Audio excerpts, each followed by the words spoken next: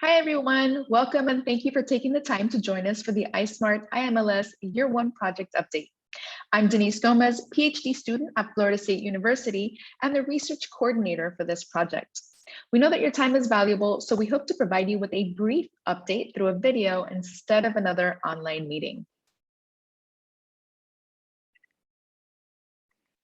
We have a short agenda today. Our goal is just to remind everyone about the project by sharing key players, providing a project overview, and sharing year 1 progress, then sharing our next steps. Let's start by reintroducing the principal investigator team. Our project is led by Principal Investigator Marcia Martis, Professor and Associate Dean of Research at Florida State University, and also Director of the Information Institute. Faye Jones and Aaron Osgoven serve as co-PI. Faye is a faculty researcher at FSU's College of Communication and Information and Associate Director of the Information Institute.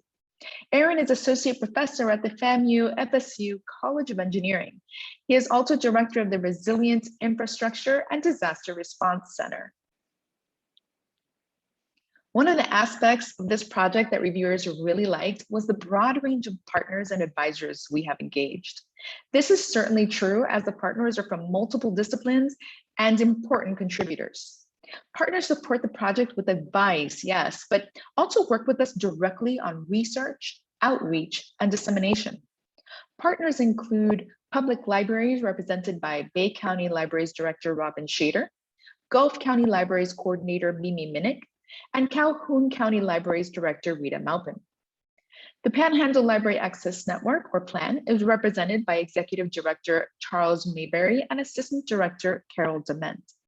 We are also partnering with the Public Library Association, the Florida Division of Library and Information Services, and the Chief Officers of State Library Agencies, or COSLA. In addition to having partners, we also have advisors that reflect the truly interdisciplinary and multifaceted nature of disaster response. Advisors will help us bridge knowledge gaps and build understanding in their areas of expertise. Advisors include Scott Allen of PLA, Stacy Aldrich and Tim Cherubini of COSLA, David Berlin of FSU Askew School of Public Administration and Policy, Ben Guthrie, the 911 coordinator of Gulf, Calhoun, and Franklin counties, Amy Johnson, the state librarian of Florida, Kevin Guthrie, the state of Florida EOC director, Scott Pickett of FSU College of Medicine Center for Translational Behavioral Science, Brooke Powell, the Bay County Chief Administrative Officer, Faylee Tu Kiefner of the College of Information and Communications at University of South Carolina, and David Dearden, the state climatologist of Florida. And finally, a key player in every project is the external evaluator, and we are so pleased to have Sharon Strover in that role. But we also see her as providing critical input on the research too. Sharon has expertise in rural community resiliency and has done groundbreaking work in the areas of broadband and disaster response. And now we will move on to a brief overview of the project. So let's review the research questions and design. We have 3 research questions, as you can see here. RQ1 covers existing policies, RQ2 key players, and RQ3 targeting services.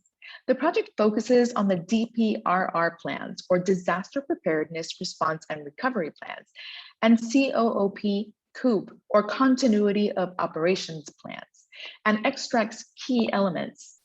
We understand that library policies and actions do not exist in a vacuum. Rather, libraries are part of a larger ecosystem in which they influence and are informed by other parts of the ecosystem, whether that's a library system or government. Our theoretical premise and ethical orientation in this project is that because librarians and community leaders are also survivors of the disaster, they must work together to envision how to build back better.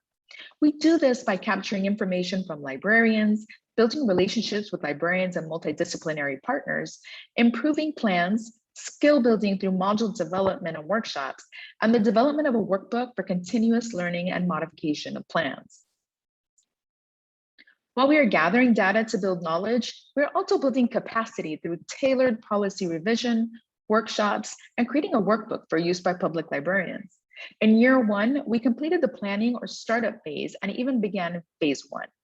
Phase one consists of 2 large-scale surveys in Florida, one to library directors and the other to EOC directors in the state. For the library director survey, we collect as many DPRRs and COOPs as possible and begin our work with our 3 partner library systems in Gulf, Calhoun, and Bay counties. We will analyze the plans looking for commonalities, contrasts, and elements of survival-led response, which were shown on the previous slide. The EOC survey is sent to Florida EOC county directors and captures key elements of their work with libraries and library directors. In this survey, we'll work with our State Emergency Operations Center Director, Kevin Guthrie, and climatologists to unpack the relationship between emergency responders and librarians. We will debrief these findings with library leaders in focus groups and work with our partners to revise their DPRRs. Each phase will be anchored with workshops in which the participants learn more about activities we're engaging in and how to use them in their libraries. Finally, we will culminate the research in model plans and processes for how to develop and update effective DPRRs and work with community stakeholders. This interactive workbook will be available online. So what was done in our planning period, phase 0?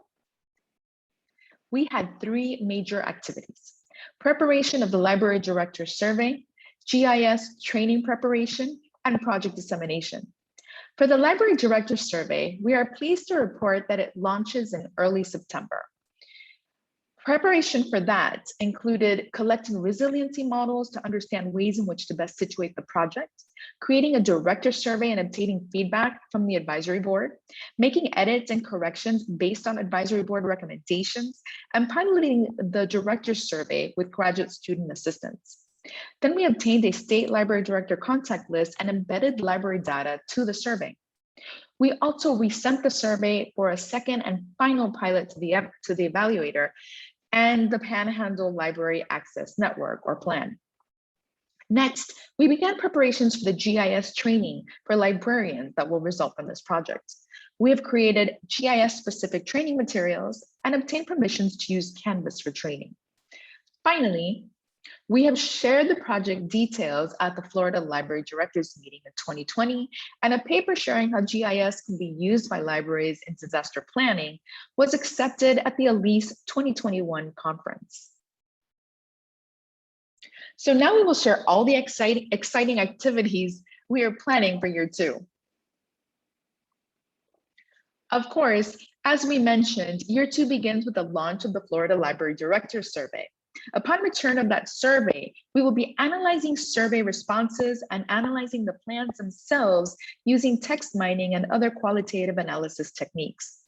We will also begin to contact specific groups, library directors and staff, to conduct focus groups. Focus groups will allow us to go deeper into the elements of DPRR and COOP plans. Of course, focus groups will be transcribed and analyzed. By the end of the fall, we would like to have a draft of an EOC director survey to pilot. To do this, we'll work closely with the Florida EOC director to create questions.